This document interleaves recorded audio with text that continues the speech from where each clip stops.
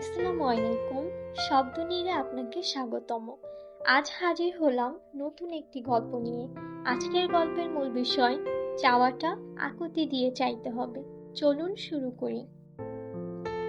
Suited বুটেড পরা একজন ভদ্রলোক তার মার্সিডিজ গাড়ি করে এয়ারপোর্টের দিকে যাচ্ছে, কিন্তু রাস্তায় প্রচন্ড জ্যাম। এত জ্যাম আর গাড়ি এগোচ্ছে না।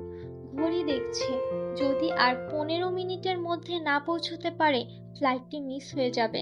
গাড়ির মধ্যে বসে ঘামছে, এসি চলছে, তারপরেও সে ঘামছে। তাকে তাড়াতাড়ি পৌঁছতে হবে। উনি ড্রাইভারকে বলছেন, শোনো, আমি একটি গুরুত্বপূর্ণ কনফারেন্সে যাচ্ছি, যেখানে হাজার হাজার লোক আমার কথা শুনতে আসবে। এই ফ্লাইটটি মিস করলে অতগুলো লোক আমার কথা শোনা থেকে বঞ্চিত হবে। তুমি এক কাজ করো, গাড়ি নিয়ে বাড়ি চলে যাও।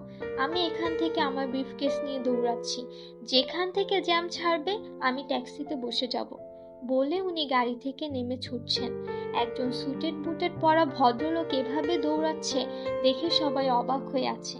যেখান থেকে জ্যাম ছাড়লো ট্যাক্সিওয়ালাকে বলছে, কত টাকা নেবে বলো, আমাকে 10 মিনিটের মধ্যে এয়ারপোর্টে পৌঁছে দিতে হবে।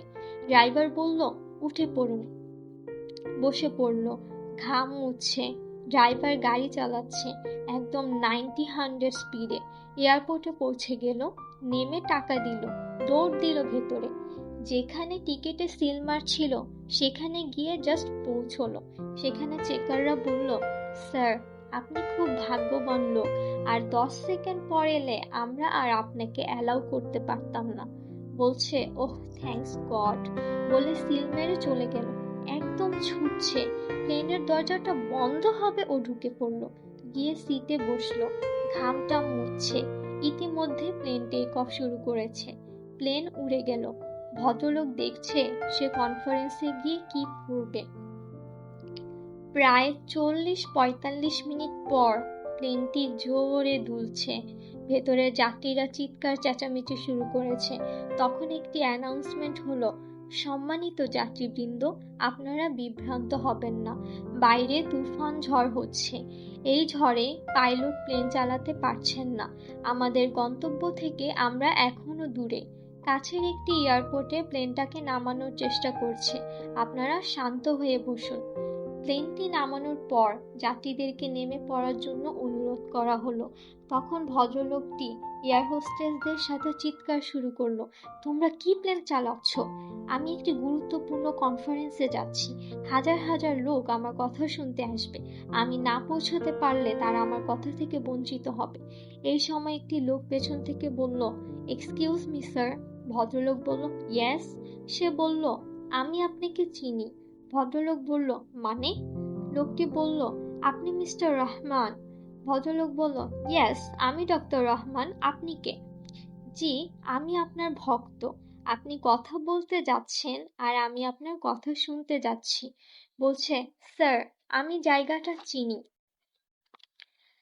আপনি যদি নষ্ট না করে এক্ষুনি একটি ট্যাক্সি নিয়ে 90-100 স্পিডে যান, আগামী 3 ঘন্টার মধ্যে আপনি কনফারেন্সে পৌঁছে যেতে পারবেন।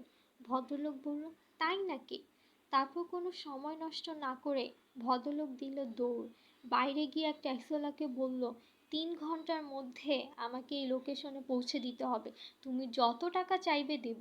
ট্যাক্সিওয়ালা বলল, উঠে পড়ুন। সে উঠল। ঘামটা মুছছে। ট্যাক্সিওয়ালা 100 স্পিডে গাড়ি চালাচ্ছে। চলছে।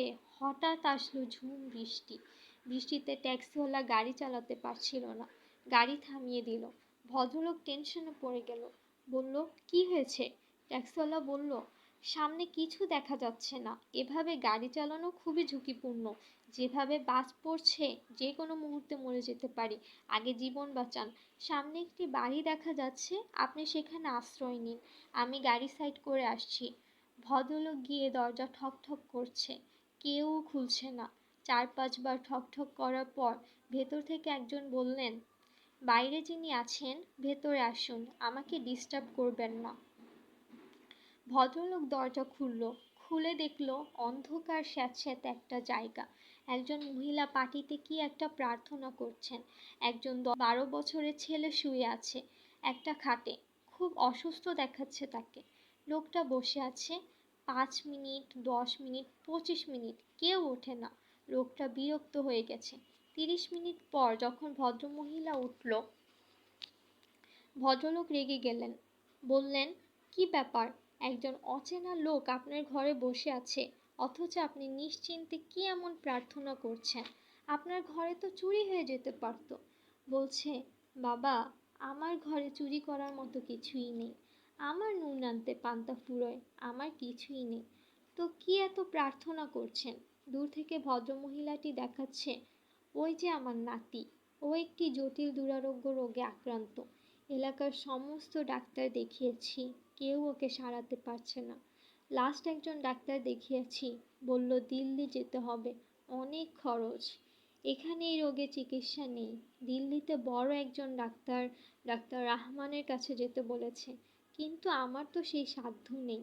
তাই আমি প্রতিদিন এই পার্টিতে বসে উপরওয়ালার কাছে প্রার্থনা করি, হে আল্লাহ, তুমি আমাকে ডাক্তার রাহমানের কাছে পৌঁছে দাও, তুমি আমাকে ডাক্তার রাহমানের কাছে পৌঁছে দাও, আমার নাতিটাকে সুস্থ করে দাও। ভদ্রলোক ওই ব্লেজারের পকেট থেকে কার্ড বের করে বলছে, আমি ডাক্তার রহমান। ভদ্রমহিলা কার্ডটা দেখে হাউমাউ করে কেঁদে দিল। তারপর ভদ্রলোক বলল, আপনার নাতিকে সুস্থ করার দায়িত্ব আমি নিলাম। তাই মন থেকে চাইলে সেটা অবশ্যই পাওয়া যায়।